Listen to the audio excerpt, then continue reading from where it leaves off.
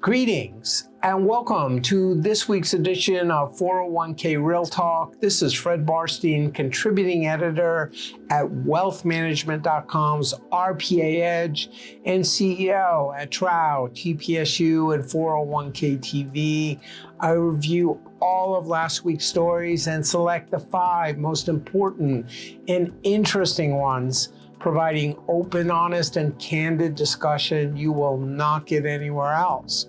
So let's get real. First story, even before the fiduciary rule emerges from the ONB expected by the end of October, there's a lot of debate between advocates from different constituents as to whether the DOL should even be weighing in about protecting investors, especially with their checkered history in the courts. So just as the convergence of wealth and retirement at the workplace is taking up a lot of our industry's mind share, the question is who should be protecting investors, whether in plan or not, the SEC or the DOL, never mind the IRS due to the qualified nature of DC plans. Advocates for a rule separate from the SEC's Reg BI, which is mostly disclosure-based, note that insurance products likely to become more available in DC plans are not covered, and the rule does not take into account the relatively unsophisticated DC participants who may need additional protection. At the heart of the debate is the definition of fiduciary and when that comes into effect, especially important when a participant separates employment and has to decide whether to roll into an IRA or keep the money in the plan, and who should be overseeing that activity, the DOL or the SEC. Next story.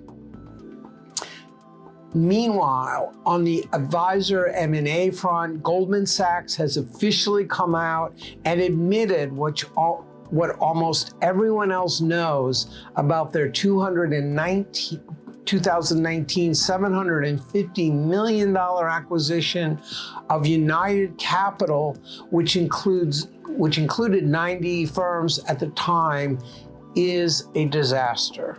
Hoping to salvage something, even though it reported 1/5 the upfront price, plus a potential back end, Goldman struck a deal with Creative Planning, just as many United Capital firms who chafed under Goldman's restrictions and what some called micromanagement are jumping ship to independent firms like Prime Capital rather than join another large firm like Creative that espouses integration. It is a cautionary tale that many banks, which had acquired independent broker-dealers or firms like Schwab, have learned. Advisors that seek independence do not thrive when micromanaged. It's a potential lesson for RPA aggregators who need to bring scale and impose enterprise solutions on the firms they acquire to justify the heavy price paid, as well as figure out how to leverage participants through wealth services.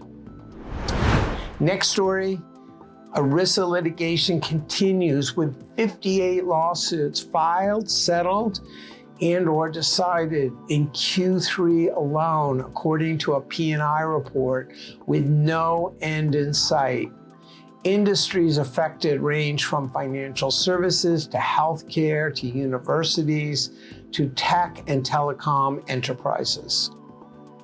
Smaller firms and advisors have yet to be targeted en masse, though the industry eagerly awaits the FlexPath case, with the trial of the first of 2 lawsuits completed and a decision out possibly by the end of this year. Those lawsuits likely caused the separation of NFP Retirement from FlexPath by their PE owner Madison Dearborn, which coincidentally bought the CIT business from Wilmington Trust, which powers FlexPath, if you believe in coincidences, and could give pause as other RPAs create proprietary or co-manufactured products and services. As a former member of the bar, I know that lawyers follow the money, and many of the well-heeled firms like Schlichter Bogart have paved the way potentially for others to follow and likely moved on market, with one firm rumored to be seeking settlement even before the lawsuit is filed. Next story, BlackRock has launched what is said to be the first ever ETF target date series, which confounded the DC industry when first announced. Standalone ETFs have mostly not fared well in DC plans because they are hard to record keep, and the industry did not see much value over low-cost index funds. It turns out that BlackRock is targeting retail investors as a mass customization play that is much cheaper than managed accounts. Certainly, DC participants who might be representative of the average retail investors versus the high net worth or mass affluent ones have adopted target date funds, though mostly through auto enrollment. So perhaps there is a market, especially for younger investors trying to build nest eggs, that may also be invested in target dates in their DC plans, especially with the growing popularity of ETFs over mutual funds in the retail market. Finally, as many RPAs struggle and chafe as they compete with larger providers over serving participants fueled by declining plan fees for both parties, is there a hidden alternative? There are almost 200 independent, mostly regional record keepers who will not likely compete with advisors, but their technology and support and user front end have been inhibiting.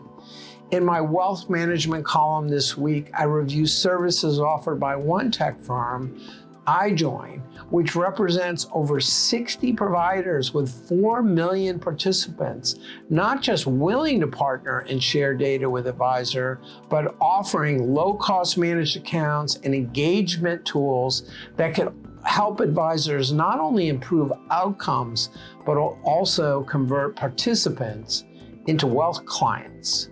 Worth considering.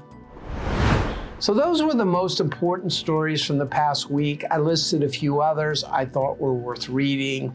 Please let me know if I missed anything or if you have any comments.